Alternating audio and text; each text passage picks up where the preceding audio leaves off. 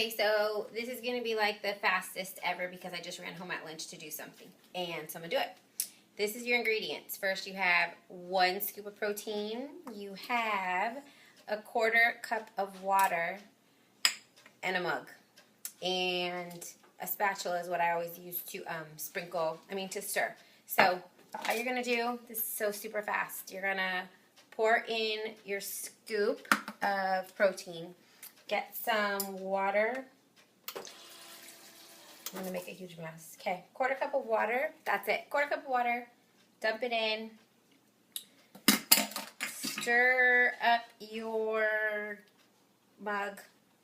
I'm going to show you after I stir it what the consistency is. So it almost looks a little bit pasty.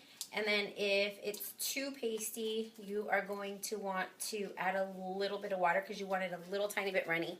So that's the consistency right now. I don't know if you can even see it, but I'm going to add a tiny, tiny bit more water.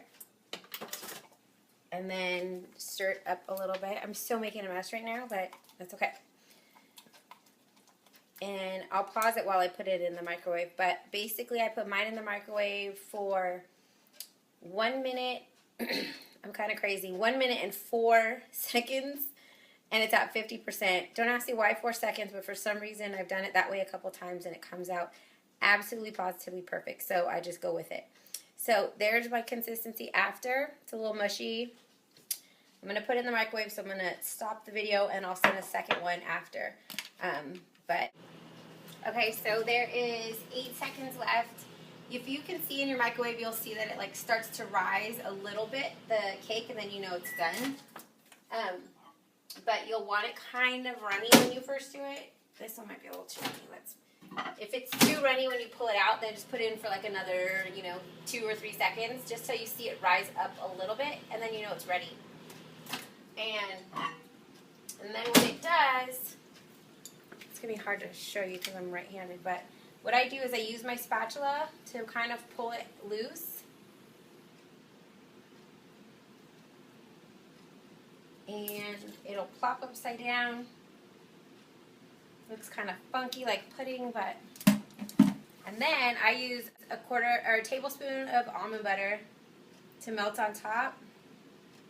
And you'll see it like starts to flatten out. I don't know if you can see such a bad angle, but it starts to flatten out a little bit. And you could tell that it's really, really moist because it's still a little, like moving a little, but it's so freaking good. It's not even funny.